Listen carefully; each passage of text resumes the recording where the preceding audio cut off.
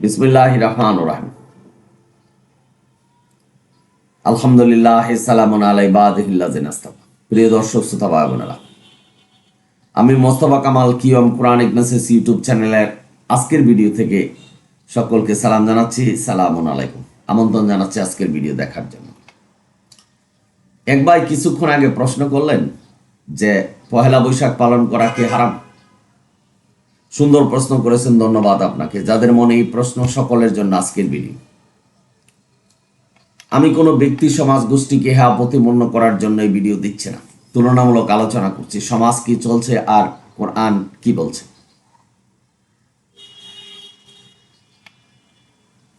আল্লাহ কোরআনে সূরা ইউনূস 59 নম্বর আয়াতে বলছে, আমি যা হারাম করেছি সেটা হালাল, যা হালাল করেছি সেটা হারাম করার অনুমতি আমি কাউকে দেইনি। সুতরাং ঢালাওভাবে বর্ষবরণ অর্থাৎ বাঙালি জাতির পহেলা বৈশাখ উদযাপন হারাম এভাবে বলা যাবে না। আল্লাহ এদের নির্দেশনা দেয়নি। তবে আল্লাহ যা নির্দেশনা দিয়েছেন সে ব্যাপারে আলোচনা করতে হবে, এবং এই বর্ষবরণ উপলক্ষে অর্থাৎ পহেলা বৈশাখ উদযাপনের উপলক্ষে যা করা হয় অনেকগুলি হারাম। যেমন অবাধ মেলামেশা, নারী পুরুষ। আল্লাহ পর্দা করতে বলেছেন, যদি অবাধ মেলামেশা করেন সেটা হারাম। বিদেশি গান বাদ্য বাজিয়ে অবাধ নাচানাচি হারাম।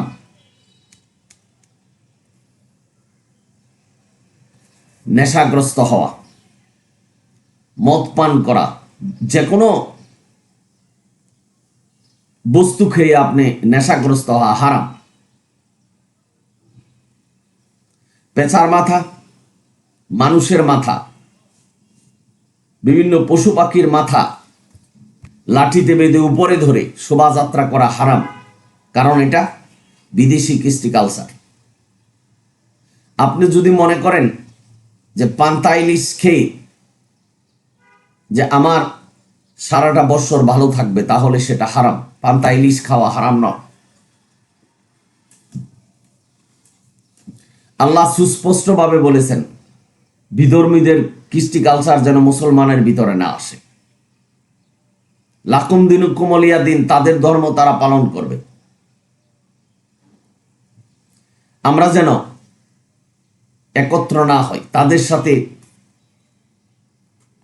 এক না হয়ে যায়, এ কথা আল্লাহ নিষেধ করেছেন। বাবারা, সুতরাং আমরা যদি এটা করি তাহলে আমরা গুনাহগার হব, শিরক করব। পেশার মাথা, পান্থা ইলিশ এগুলি আপনার আমার মঙ্গল বয়ে আনবে না।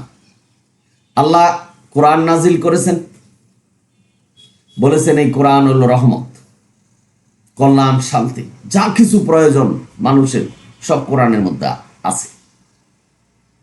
সুতরাং মঙ্গল শোভাযাত্রা আর পান্তা ইলিশ, নাচানাচি আর নেশাগ্রস্ত হওয়া, এগুলি আল্লাহ হারাম করেছেন। এভাবে পহেলা বৈশাখ উদযাপন করা যাবে না। পশ্চিমা দেশের কালচার আমাদের ভিতরে ঢুকে যাবে, সেটা শিরক। পশ্চিমা দেশের কালচার শুধু মন্দ তা নয়, ভালো আছে। যেটা ভালো সেটাকে নিতে হবে, যেটা কোরআনের সীমার মধ্যে আছে সেটা নিতে হবে। আল্লাহ আমাদের একটা দায়িত্ব দিয়েছে, সেটা কি? কোরআন অনুসরণ করা, কোরআনে কি বলেছেন সেটা নিয়ে জীবন প্রতিষ্ঠা করা, বুঝা কোরআন যে কোনটা নিষেধ করেছে, কোনটা আদেশ দিয়েছে। আপনি যদি পহেলা বৈশাখ উদযাপন করেন, ঘরোয়াভাবে ভালো খাবারের আয়োজন করেন, নিজেরা খান এবং আত্মীয় স্বজনকে দাওয়াত দেন, এবং আপনার আশেপাশে যারা দরিদ্র আসে তাদেরকে খাওয়ান, দান করুন, দান সদকা করুন, নিজে প্রতিজ্ঞা করুন আমি আর কোনো গুনাহ করব না। আজকে পহেলা দিন প্রতিজ্ঞা করুন আল্লাহর কাছে যে ইতিপূর্বে যারা এই শোভাযাত্রা করেছেন, মঙ্গল শোভাযাত্রা, যা কিছু করেছেন, পান্তা ইলিশ খেয়েছেন, বিশৃঙ্খলা সৃষ্টি করেছেন, মদ খেয়েছেন, যে আমি আর এগুলি করব না। এই বছর পয়লা বৈশাখে প্রতিজ্ঞা করুন আল্লাহর কাছে, দান সদকা করুন, আল্লাহর কাছে বলুন, আল্লাহ আমার সারা জীবন, সারাটা বছর ভালো রেখো, সুস্থ রেখো, স্বাস্থ্য সুস্থ থাকা যে কত নিয়ামত, যারা অসুস্থ আছেন, হাসপাতালে যারা আছেন তারা বুঝতে পারে। লক্ষ কোটি টাকা আছে কিন্তু হাসপাতালের বিছানায় শুয়ে ভালো ভালো খাবার খেতে পারছেন না, এর চেয়ে দুঃখ কিচ্ছু।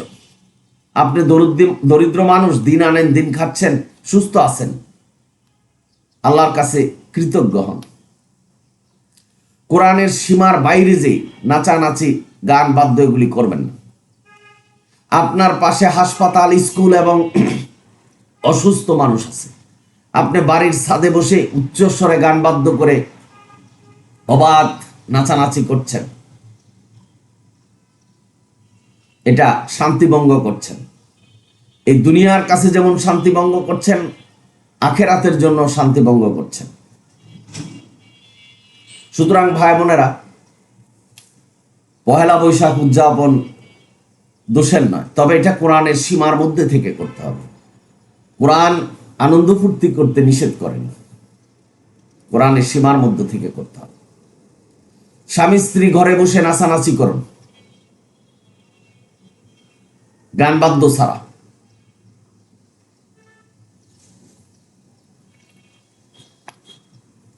কোনো অসুবিধা নেই, কিন্তু কল্যাণ, রহমত, শান্তি সবকিছু কোরআন থেকে নিতে হবে। আল্লাহ যে শান্তি দিবে, আল্লাহ যে কল্যাণ দিবে, এই কথাটা মনে থাকতে হবে যে আল্লাহ ছাড়া কল্যাণ, শান্তি, রহমত আর আপনাকে ভালো রাখার কেউ নেই। মঙ্গল শোভাযাত্রা নয়, পান্থা ইলিশও নয়, এবং নেশাগ্রস্ত করলেও নয়। পশ্চিমা কালচার, আপনারা যদি জানেন, আমেরিকাতে যাবেন, আমি ছিলাম অনেকদিন, এখনো যাওয়া আসা চলছে। সুতরাং ওখানে গিয়ে যদি আপনি দেখতে পাবেন যে তারা পহেলা বৈশাখ উদযাপন ও পহেলা তাদের যেই নববর্ষ সেটা উদযাপন করছেন মদ খেয়ে, সেই কালচারটাও কিন্তু আমাদের দেশে কম নয়, অনেকেই খাচ্ছেন। সুতরাং এই মদ খাওয়া আল্লাহ হারাম করেছেন, অর্থাৎ নেশাগ্রস্ত হওয়া আল্লাহ হারাম করেছেন। আমি একটি কথা বলি, শেষ করে দিচ্ছি, আমাদের কিন্তু পরকাল আছে। কোরআনের যেভাবে বর্ণনা করেছেন এভাবে পরকাল আছে, অর্থাৎ আমরা পরীক্ষা দিচ্ছি। কোরআন হলো সিলেবাস, পরীক্ষায় যদি ফেলি তাহলে কিন্তু আগুনে জ্বলতে হবে। এটা দুনিয়ার পরীক্ষা নয় যে ফেল করলাম আবার দিলাম, আর আসার কোনো সুযোগ নেই। সুতরাং আমরা পরীক্ষা কেন্দ্রে আছি, এর ভিতরে থেকে কোরআনের সীমার মধ্যে থাকে যতটুকু আনন্দ ফুর্তি করা যায়। সব সময় কল্পনায়, চিন্তায় থাকতে হবে যে আমাকে জান্নাতে যেতে হবে, অর্থাৎ সেই অনন্তকালের জীবন যেন আমাদের দুঃখ না হয়। এই দুনিয়ার মধ্যে আমরা আল্লাহ যেভাবে রেখেছেন সেভাবে থেকে আল্লাহর প্রতি কৃতজ্ঞ থাকতে হবে। পরকালের জন্য বিশ্বাস আল্লাহর প্রতি থাকতে হবে সকল বিষয়। তাহলে আপনি প্রকৃত মুসলমান। এবং আল্লাহ একটা সুসংবাদ আমাদেরকে দিয়েছেন